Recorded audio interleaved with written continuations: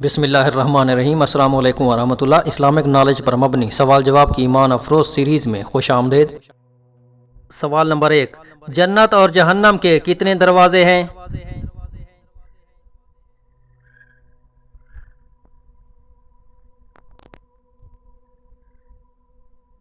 جنت کے 8 دروازے ہیں اور جہنم کے 7 دروازے ہیں۔ سوال نمبر 2، جنت اور جہنم کے داروغہ کون ہیں؟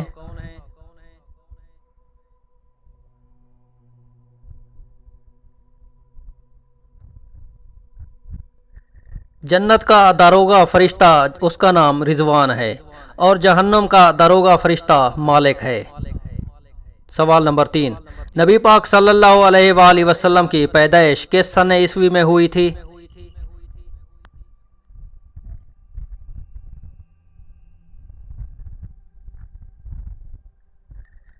نبی پاک صلی اللہ علیہ وآلہ وسلم کی پیدائش 8 جون 571 عیسوی ہے، جو بروز سوموار بنتا ہے۔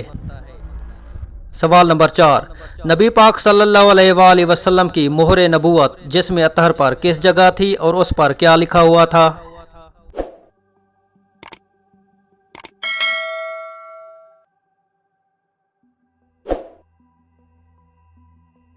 مہر نبوت دونوں کاندھوں کے درمیان تھی۔ حضرت جابر بن سمرہ رضی اللہ تعالیٰ عنہ فرماتے ہیں کہ میں نے حضور پاک صلی اللہ علیہ وآلہ وسلم کے دونوں شانوں کے بیچ میں مہر نبوت کو دیکھا، جو کبوتر کے انڈے کی مقدار میں سرخ ابھرا ہوا غدود تھا۔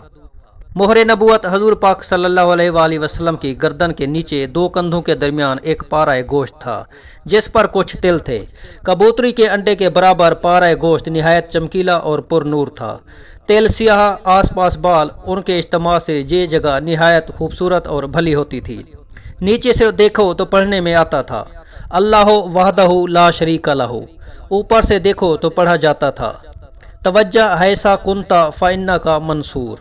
اسے مہر نبوت اس لیے کہتے ہیں کہ گزشتہ آسمانی کتب میں اس مہر کو حضور صلی اللہ علیہ وآلہ وسلم کی خاتم النبیین ہونے کی علامت قرار دیا گیا تھا۔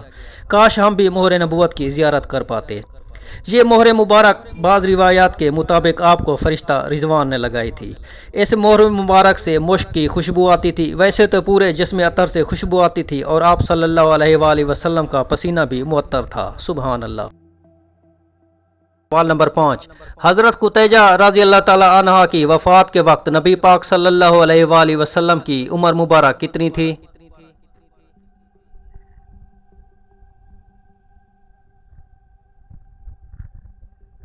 حضرت خدیجہ رضی اللہ تعالیٰ عنہ کی وفات کے وقت نبی پاک صلی اللہ علیہ وآلہ وسلم کی عمر مبارک 50 سال کے قریب تھی۔ سوال نمبر 6، کس وقت بسم اللہ پڑھنا کفر ہے؟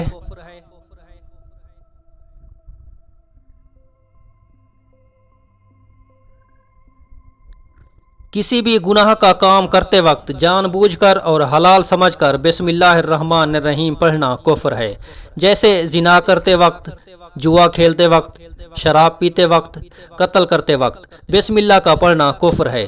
دعا ہے کہ اللہ تعالی ہم سب کو کفر کے تمام کاموں سے پناہ دے، آمین ثم آمین۔